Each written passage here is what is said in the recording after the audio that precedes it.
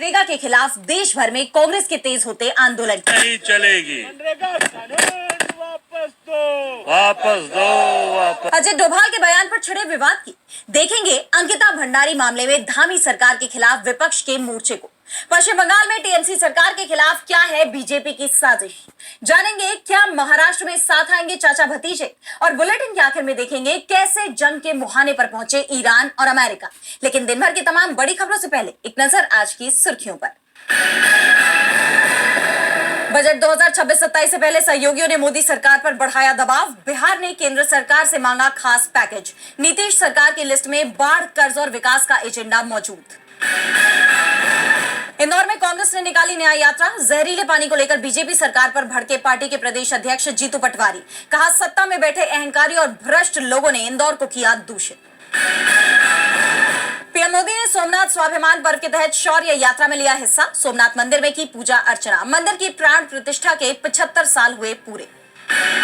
My work is easy because I use ClickUp. Here's how I keep track of all my tasks. उद्धवपुर के सांसद संजय राउत का दावा, महाराष्ट्र की राजनीति से मिटाया नहीं जा सकता ठाकरे परिवार का नाम। आज भी 10 मिनट में बंद करा सकते हैं मुंबई। एआईएमआईएम प्रमुख ओवैसी बोले, असम के सीएम के दिमाग में ट्यूबलाइट है, उनको संविधान की समझ नहीं। सीएम हेमंता ने कहा था, ये हिंदू राष्ट्र, पीएम भी हिंदू ही होगा। ये तो थी सुर्खियां। अब बात आज की सबसे बड़ी खबर की। मनरेगा बचाने के लिए पूरे देश में प्रदर्शन शुरू हो गए हैं। मनरेगा की जगह मोदी सरकार ने वीबीजी रामजी को लागू किया है। इसका विरोध हो रहा है। विपक्ष तो पहले से ही वीबीजी रामजी कानून पर सवाल उठा रहा था। एनडीए के सहयोगी भी इसे लेकर सवाल उठा रहे हैं और कांग्रेस ने तो मनरेगा बचाने के लिए हल्ला ही बोल दिया है, जिससे मोदी सरकार चिंता में दिखाई दे रही है। तो क्या है ये पूरी खबर, देखिए इस रिपोर्ट में। मनरेगा बचाने के लिए कांग्रेस ने हल्ला बोल दिया है। मनरेगा बचाओ संग्राम शुरू हो गया है। पूरे देश में कांग्रेस कार्यकर्ताओं ने एक दिन का उपवास रखा, गांधीवादी तरीके से आंदोलन किया। लेकिन मोदी सरकार कांग्रेस के इस उपवास से ही डर गई है। तमिलनाडु, राजस्थान, हिमाचल प्रदेश, उत्तराखंड, आंध्र प्रदेश सहित लगभग सभी राज्यों में कांग्रेस नेताओं ने गांधी प्रतिमा के सामने उपवास रखा। लेकिन इसे लेकर बवाल उत्तर प्रदेश में देखने को मिला। खासतौर पर प्रधानमंत्री नरेंद्र मोदी का संसदीय क्षेत्र वाराणसी में कांग्रेस के उपवास को तोड़ने की कोशिश की गई। वाराणसी को पुलिस छावनी में बदल दिया गया। उत्तर प्रदेश कांग्रेस अध्यक्ष अजय राय सहित कई कांग्रेस नेताओं को उनके घर में नजरबंद कर दिया गया। लेकिन अजय राय पुलिस को चकमा देने में कामयाब हो गए। बैरिकेड फांदकर प्रदर्शन स्थल पर पहुंच गए। गांधी प्रतिमा के पास उन्होंने उपवास किया और बीजेपी सरकार पर तीखा हमला बोला।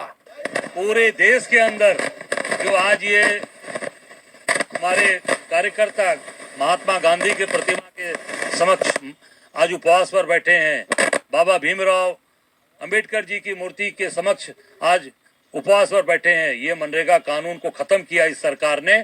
आज उसके पूरी तरीके से विरोध में हमारे कांग्रेस का एक कार्यकर्ता सड़क पर उतर बैठा है और हम महात्मा गांधी के नाम को जो खत्म करना चाहते हैं, इस कानून को खत्म करना चाहते हैं, गरीबों का हक अधिकार मारना चाहते हैं, वो कांग्रेस होने नहीं देगी। इसके लिए हम लोग सड़क पर निश्चित तौर से हमारे पूरे देश के अंदर कार्यकर्ता बैठे हैं। तो वहीं एनएसयूआई के प्रदर्शन ने बीजेपी सरकार के पसीने छुड़ा दिए। एनएसयूआई के राष्ट्रीय अध्यक्ष वरुण चौधरी पहले ही ऐलान कर चुके थे कि मनरेगा बचाने के लिए वो वाराणसी में प्रधानमंत्री जनसंपर्क कार्यालय का घेराव करेंगे, जिसके बाद पुलिस ने जगह जगह पहले ही बैरिकेड लगा दिए। पुलिस और एनएसयूआई कार्यकर्ताओं के बीच जमकर टकराव हुआ। पुलिस कमिश्नर मोहित अग्रवाल ने छात्रों पर बल प्रयोग के सीधे आदेश जारी कर दिए। हालात तब और ज्यादा बिगड़ गए जब पुलिस ने एनएसयूआई अध्यक्ष को धक्का देकर सड़क पर गिरा दिया। अफरा तफरी का माहौल दिखाई दिया। इसके वीडियो भी वायरल हो रहे हैं। उत्तर प्रदेश पुलिस से सवाल पूछे जा रहे हैं कि क्या प्रदेश में शांतिपूर्ण प्रदर्शन का भी लोगों को अधिकार नहीं है। कांग्रेस ने घटना का वीडियो साझा करते हुए ट्वीट किया, नरेंद्र मोदी की कायर सरकार मनरेगा के बचाव में उठी हर आवाज को लाठी के जोर पर रौंदना चाहती है। आज जब एनएसयूआई के छात्रों ने मनरेगा बचाओ संग्राम के तहत सरकार की मनमानी के खिलाफ शांतिपूर्ण प्रदर्शन किया तो डरी सहमी सरकार ने उन पर लाठीचार्ज करवा दिया। एनएसयूआई अध्यक्ष वरुण चौधरी को गिरफ्तार कर आंदोलन को दबाने की नाकाम कोशिश की गई। लेकिन ये क्रूर सरकार याद रखे, हमारी लड़ाई मजदूरों के अधिकारों के लिए है, उनके भविष्य के लिए है, एक बेहतर कल के लिए है। चाहे कितना भी जोर लगा लो, न हमारे कदम रुकेंगे, न हमारी आवाज थमेगी। मनरेगा को बचाने के लिए संघर्ष जारी रहेगा। कांग्रेस ने साफ कर दिया है कि मनरेगा योजना गरीबों के लिए महत्वपूर्ण है, लेकिन सरकार इसे कमजोर कर रही है। इस योजना को बचाने के लिए कांग्रेस का संघर्ष जारी है। आंदोलन तब तक चलेगा जब तक सरकार झुकेगी नहीं। मनरेगा का नाम बदलने का फैसला मोदी सरकार पर भारी पड़ गया है, तो विवाद राष्ट्रीय सुरक्षा सलाहकार अजीत डोभाल के बयान पर भी छिड़ा हुआ है। 10 जनवरी को आए उनके एक बयान को लेकर पूरे देश की सियासत गरमाई हुई है। बिहार से लेकर जम्मू कश्मीर तक कई नेताओं ने इस पर तीखा पलटवार किया है, जिसे अजीत डोभाल बुरी तरह घिरते नजर आ रहे हैं। तो क्या है पूरा मामला, जानने के लिए देखिए ये रिपोर्ट। एनएसए अजीत डोभाल ने 10 जनवरी को एक बयान देते हुए कहा कि हजारों साल पहले मंदिरों को लूटने वाली घटनाओं पर हम असहाय रहे, अब बदला लेना होगा, युवाओं में आग होनी चाहिए। अब डोभाल के इस बयान को विपक्ष सीधे सीधे युवाओं को भड़काने वाला बयान करार दे रहा है। तमाम विपक्षी नेता उनके बयान पर निशाना साध रहे हैं। पीडीपी चीफ महबूबा मुफ्ती ने डोभाल पर तंज कसते हुए कहा कि ये बेहद दुर्भाग्यपूर्ण है कि डोभाल जैसे उच्च पदस्थ अधिकारी, जिनका कर्तव्य देश को आंतरिक और बाहरी नापाक मंसूबों से बचाना है, उन्होंने नफरत की सांप्रदायिक विचारधारा में शामिल होने और मुसलमानों के खिलाफ हिंसा को सामान्य बनाने का विकल्प चुना है। सदियों पुरानी घटनाओं को लेकर 21वीं सदी में बदला लेने का आह्वान करना एक डॉग विसल है, जो गरीब और अशिक्षित युवाओं को अल्पसंख्यक समुदाय को निशाना बनाने के लिए उकसाता है, जो पहले से ही चारों तरफ से हमलों का सामना कर रहा है। इसी कड़ी में आरजेडी प्रवक्ता कंचना यादव ने भी डोभाल पर तंज कसते हुए कहा कि एनएसए अजीत डोभाल के 2 बेटे हैं। दोनों बेटे विदेश में रहते हैं, व्यवसाय करते हैं और अच्छी जीवन शैली जीते हैं। वो अरब देशों के साथ भी व्यापार करते हैं, और इधर अजीत डोभाल है जो भारत के बच्चों से बदला लेने की बात कर रहे हैं, हजारों साल पहले रह गए किसी बदले की। ये नेता और उद्योगपतियों के बच्चे विदेशों में पढ़ते हैं, नौकरी करते हैं और व्यापार करते हैं, जबकि यहाँ ये लोग आम जनता के बच्चों से हथियार उठाकर लड़ाई करने की बात कर रहे हैं। तो वहीं कांग्रेस नेता उदित राज ने भी डोभाल पर तीखा हमला किया है, यानी डोभाल अपने बयान से खुद ही फंस गए हैं। मोदी सरकार को भी बुरी तरह से फंसा लिया है। अजीत डोभाल के बयान पर बवाल मच गया है, तो विवाद अंकिता भंडारी केस में भी नहीं थम रहा। अंकिता को न्याय की मांग के साथ उत्तराखंड में बीजेपी सरकार का जमकर विरोध हो रहा है। जनता और विपक्ष सड़कों पर उतर आए हैं। सीएम धामी ने मामले की सीबीआई जांच की भी घोषणा की है। इसके बावजूद लोगों का गुस्सा खत्म नहीं हो रहा, और अब विपक्ष ने अपना विरोध जारी रखते हुए उत्तराखंड बंद बुला लिया है। देखिए ये रिपोर्ट। साल 2022 का अंकिता भंडारी मामला लगातार गरमाया हुआ है। जनता और विपक्ष सरकार से न्याय की मांग कर रहे हैं, जिसे लेकर प्रदर्शनकारियों ने 11 जनवरी को उत्तराखंड बंद का आह्वान किया, जिस दौरान स्थानीय बाजार पूरी तरह बंद रहे। टैक्सी यूनियंस ने भी वाहनों का संचालन ठप रखा। प्रदर्शनकारियों ने कई आरोप लगाते हुए कहा कि किसी भी दोषी को उसके पद, रसूख या राजनीतिक प्रभाव के आधार पर बचाया नहीं जाना चाहिए। जब तक अंकिता भंडारी को न्याय और दोषियों को सख्त सजा नहीं मिलती, तब तक उनका आंदोलन जारी रहेगा। बता दें कि इस मामले में जिस वीआईपी का नाम सामने आ रहा है, उसे बचाने की कोशिश के आरोप बीजेपी सरकार पर लग रहे हैं, जिसे लेकर जनता में भारी नाराजगी दिखाई दे रही है। जनता का मानना है कि ये केवल एक व्यक्ति की नहीं, बल्कि पूरे समाज के विश्वास की लड़ाई है, और न्याय में देरी अब और बर्दाश्त नहीं की जाएगी। तो वहीं दूसरी तरफ इस मामले में राज्य के पूर्व मुख्यमंत्री हरीश रावत और हरिद्वार ग्रामीण की विधायक अनुपमा रावत के नेतृत्व में पैदल मार्च किया गया, जिस दौरान बड़ी संख्या में कांग्रेसी कार्यकर्ताओं और ग्रामीणों ने शामिल होकर अंकिता को न्याय दिलाने की मांग की। कांग्रेस का कहना है कि जब तक सुप्रीम कोर्ट के सिटिंग जज की निगरानी में जांच नहीं होगी और अंकिता को न्याय नहीं मिलेगा, तब तक यह आंदोलन जारी रहेगा। जैसा आप जानते हैं कि अंकिता केस को लेकर 29 दिसंबर को एक ऑडियो वीडियो सामने आया, जिसमें किसी वीवीआईपी नेता का नाम लिया गया था। उसने तुरंत दिल्ली हाई कोर्ट का रुख किया है, जिसके बाद अदालत ने 7 जनवरी को आदेश दिया कि इस मामले में उस नेता का नाम सार्वजनिक रूप से नहीं लिया जाएगा, जिसके बाद ये विवाद गहराता जा रहा है। अंकिता भंडारी मामले में धामी सरकार बुरी तरह फंस गई है। विपक्ष ने पूरा मोर्चा खोल दिया है। वैसे निशाने पर टीएमसी सरकार भी है। राज्य में चुनावी सरगर्मियों के बीच ईडी की सक्रियता ने राज्य की सियासत में एक नया तूफान ला दिया है, और अब तो सवाल ये भी उठने लगे हैं कि क्या बंगाल में राष्ट्रपति शासन लग सकता है? क्या बीजेपी बैकडोर से राज्य की सत्ता हथियाना चाहती है? तो क्या है ये पूरा मामला, जानने के लिए देखिए ये रिपोर्ट। पश्चिम बंगाल में चुनावी हलचल के बीच आईपैक के दफ्तर पर ईडी की छापेमारी से राज्य का सियासी पारा 7वें आसमान पर पहुंच गया है। ईडी इसे लेकर सुप्रीम कोर्ट जाने की तैयारी कर चुकी है, तो ममता सरकार भी पहले से ही सुप्रीम कोर्ट पहुंच गई, कैविएट दाखिल कर दी, क्योंकि टीएमसी को इस बात की आशंका दिख रही है कि ईडी की आड़ में बंगाल में राष्ट्रपति शासन लगाने की साजिश हो रही है। बीजेपी को डर लग रहा है कि अगर ममता बनर्जी की सरकार को बर्खास्त किया जाता है तो उनके पक्ष में जनता की सहानुभूति पैदा हो सकती है। इसलिए ईडी के सहारे खेल करने की कोशिश हो रही है।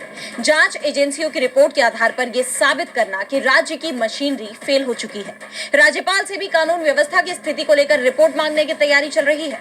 आईपैक और फंड से जुड़े मामले में ईडी की एंट्री को इसी कड़ी का हिस्सा माना जा रहा है। टीएमसी तो पहले ही कह चुकी है कि ईडी की तरफ से छापेमारी का मकसद भ्रष्टाचार पर लगाम लगाना नहीं है। पार्टी का आरोप है कि चुनाव में हार के डर से बीजेपी पिछले दरवाजे से सत्ता पाना चाहती है। वहीं बीजेपी खेमे की हलचल इशारा कर रही है कि वे किसी बड़े फैसले के इंतजार में हैं। अब देखना यह होगा कि क्या सिर्फ राजनीतिक दबाव बनाने का ये तरीका है या वाकई दिल्ली में बंगाल को लेकर कोई बड़ी स्क्रिप्ट लिखी जा चुकी है। अब बंगाल चुनाव से पहले क्या राज्य में राष्ट्रपति शासन लगेगा या नहीं, ये देखना होगा। पश्चिम बंगाल में ईडी की कार्रवाई को लेकर बीजेपी गंभीर सवालों से घिर गई है, तो सवाल तेजस्वी ने भी उठाए हैं। बिहार विधानसभा चुनाव में एनडीए की जीत पर पहले से ही सवाल उठ रहे हैं और अब नतीजों के लगभग 2 महीने बाद आरजेडी नेता तेजस्वी यादव ने चुप्पी तोड़ी है। उन्होंने विपक्ष को मिली हार पर बात करते हुए बीजेपी पर गंभीर आरोप लगाए हैं। तो क्या कुछ कहा तेजस्वी यादव ने, देखेंगे इस रिपोर्ट में। बिहार विधानसभा चुनाव के नतीजों के बाद राज्य की सियासत एक बार फिर गर्मा गई है। आरजेडी नेता और पूर्व डिप्टी सीएम तेजस्वी यादव ने चुनाव नतीजों पर अपनी चुप्पी तोड़ते हुए सरकार पर गंभीर आरोप लगाए हैं। उन्होंने कहा कि इन चुनावों में लोक की हार और तंत्र की जीत हुई है। और पिछले चुनाव में इस लोकतंत्र में लोक हारा है और तंत्र जीती। आप कह सकते हैं कि लोक की हार हुई है और तंत्र की चुनाव में जीत हुई। उन्होंने कहा कि इस चुनाव में जनतंत्र को धनतंत्र और मशीन तंत्र में बदल दिया गया। छल कपट और सरकारी मशीनरी के दुरुपयोग से जनादेश हासिल किया गया है, जिसे जनता के बीच स्वीकार्यता नहीं मिल रही है। तेजस्वी ने ऐलान किया कि वो सरकार को काम करने का समय देंगे। उन्होंने कहा कि हम अगले 100 दिनों तक सरकार की नीतियों और निर्णयों पर कोई सीधी टिप्पणी नहीं करेंगे, लेकिन जनता के बीच रहकर सरकार के कार्यों की समीक्षा और विवेचना जारी रहेगी। तेजस्वी ने डबल इंजन सरकार को उनके चुनावी घोषणा पत्र की याद दिलाते हुए कई सवाल दागे, जैसे 2.5 करोड़ महिलाओं को 2 लाख रुपए देने का वादा कब पूरा होगा, 1 करोड़ नौकरियों के प्रण का क्या हुआ, हर जिले में 4-5 बड़े उद्योग लगाने के वादे पर सरकार कब अमल करेगी। उन्होंने पूछा कि अगर चुनाव जीतने के लिए करोड़ों रुपए खर्च किए जा सकते हैं, तो सरकार बनने के बाद नागरिकों की हर मांग भी पूरी होनी चाहिए। तेजस्वी ने स्पष्ट किया कि वो राज्य में अपराध, भ्रष्टाचार और पलायन जैसे मुद्दों पर सरकार को घेरना जारी रखेंगे। तेजस्वी के बयानों ने बीजेपी को कटघरे मिला दिया है, तो महाराष्ट्र में भी बीजेपी के सहयोगी पार्टी की चिंता बढ़ा रहे हैं। बीएमसी चुनाव से पहले शरद पवार की एनसीपी और अजित पवार की एनसीपी के विलय की खबर ने प्रदेश की सियासत में बड़ा भूचाल ला दिया है। पहले तक तो ऐसी चर्चाएं थी, लेकिन अब इन खबरों पर एनसीपी प्रमुख और उप मुख्यमंत्री अजित पवार ने भी एक तरह से मुहर लगा दी है। तो क्या कुछ बोले हैं अजित पवार, जानने के लिए देखिए ये रिपोर्ट। महाराष्ट्र में बीएमसी चुनाव को लेकर राज्य का सियासी पारा पहले ही चढ़ा हुआ है और इस बीच कई ऐसी तस्वीरें और बयान सामने आ रही हैं जिसने सियासी हलचल तेज कर दी है, साथ ही कई तरह की अटकलों को भी हवा दे दी है। आपको याद होगा कि बीते दिन एनसीपी में टूट के बाद पहली बार अजित पवार और सुप्रिया सुले एक साथ एक मंच पर नजर आए थे, जिसके बाद दोनों गुटों के एक होने की खबरें तेज हो गई थी और अब इस पूरे मामले पर अजित पवार का बयान सामने आया है। महाराष्ट्र के डिप्टी सीएम और एनसीपी नेता अजित पवार ने पार्टी एकजुटता और गठबंधन के मुद्दों पर खुलकर बात की है। उन्होंने कहा है कि कुछ विधायकों ने गठबंधन की जरूरत बताई है। अजित पवार ने कहा कि पुणे के कई कार्यकर्ताओं का मानना है कि अगर दोनों एनसीपी साथ आती है तो राजनीतिक रूप से इसका फायदा होगा और वोटों का बंटवारा नहीं होगा। इसी मामले में सुप्रिया सुले और शशिकांत शिंदे से फोन पर बात की थी और दोनों की तरफ से पॉजिटिव रिस्पांस मिला था। अजित पवार ने विपक्ष की भूमिका पर भी टिप्पणी की। उन्होंने कहा कि पहले ऐसा नहीं था, विपक्ष में बैठकर भी काम हो जाते थे, लेकिन अब स्थिति अलग है। लगातार 5-5 साल विपक्ष में बैठने के बाद लोग परेशान हो जाते हैं। अजित पवार ने ऐसे तमाम कारण बताए जिसके तहत दोनों पार्टियों को एक हो जाना चाहिए। हालांकि उप मुख्यमंत्री ने यह भी साफ किया है कि अभी इस मामले में दोनों पार्टियों के शीर्ष नेताओं के बीच कोई औपचारिक बातचीत नहीं हुई है, लेकिन अजित पवार के इन बयानों को एक इशारे के रूप में देखा जा रहा है कि बीएमसी चुनाव के बाद दोनों पार्टियां एक हो सकती है और अगर ऐसा होता है तो महाराष्ट्र के सियासी समीकरण बदलने तय माने जा रहे हैं। और बुलेटिन के आखिर में देखेंगे कैसे जंग के मुहाने पर पहुंचे ईरान और अमेरिका। अमेरिका कभी भी ईरान पर हमला कर सकता है। अमेरिकी राष्ट्रपति डोनाल्ड ट्रंप साफ कह चुके हैं कि ईरान को आजादी दिलाने के लिए अमेरिका तैयार है। इस पर ईरान भड़क गया। ईरानी संसद में अमेरिका के खिलाफ नारे लगे हैं। चेतावनी दी गई है कि हमला किया तो तीखा जवाब देंगे। उधर इजरायल भी अलर्ट मोड पर है। तो क्या है ईरान के मौजूदा हालात, आइए देखते हैं इस रिपोर्ट में। ईरान और अमेरिका में कभी भी जंग शुरू हो सकती है, इसके पूरे आसार नजर आ रहे हैं। अमेरिका लगातार हमले की धमकी दे रहा है, तो ईरान भी पूरी तैयारी के साथ खड़ा है। खामेनी सरकार के खिलाफ जारी प्रदर्शनों को लेकर अमेरिकी राष्ट्रपति डोनाल्ड ट्रंप ने कहा है कि अमेरिका ईरान को सुप्रीम लीडर अयतुल्ला अली खामेनी के नेतृत्व वाली सरकार से आजादी दिलाने में मदद करने के लिए तैयार है, जिसके बाद ईरान बुरी तरह भड़क गया है। उसने भी अमेरिका को साफ कह दिया है कि अगर ईरान पर हमला हुआ तो उनके निशाने पर अमेरिका और इजरायल के सैन्य ठिकाने होंगे। दरअसल बीते लगभग 2 हफ्तों से ईरान में सरकार विरोधी प्रदर्शन जारी है। जनता ईरान के क्राउन प्रिंस रजा पहलवी की वापसी और खामेनी के खात्मे के नारे लगा रही है। ईरान सरकार भी प्रदर्शन को दबाने के लिए सख्त कदम उठा रही है। इस तनातनी में भड़की हिंसा में अब तक 300 लोगों की जान जाने की खबर है। ईरान का दावा है कि इन प्रदर्शनों के पीछे अमेरिका और इजरायल का हाथ है और अब ईरानी संसद में अमेरिका के खात्मे के नारे लगने शुरू हो गए हैं। ईरान की संसद के अध्यक्ष मोहम्मद बाकिर कालिबाफ ने प्रदर्शनकारियों के खिलाफ भी कड़ी कार्रवाई की चेतावनी दे दी है। यानी ईरान अब पूरी तरह मैदान में उतरने को तैयार है, चाहे वो अमेरिका से हमला हो या प्रदर्शनकारियों की उग्रता। क्षेत्र में बढ़ते इस तनाव को लेकर इजरायल भी सतर्क है। इजरायल के पीएम बेन्यामिन नेतन्याहू की अमेरिकी सांसद मार्को रूबियो से फोन पर बात हुई है, जिसके बाद इजरायल हाई अलर्ट की स्थिति में है और वो किसी भी संभावित अमेरिकी कार्रवाई के लिए पूरी तरह से तैयार है। यानी एक बार फिर अमेरिका, इजरायल और ईरान जंग के मैदान में उतरते नजर आ रहे हैं। तो आज इस बुलेटिन में इतना ही। आप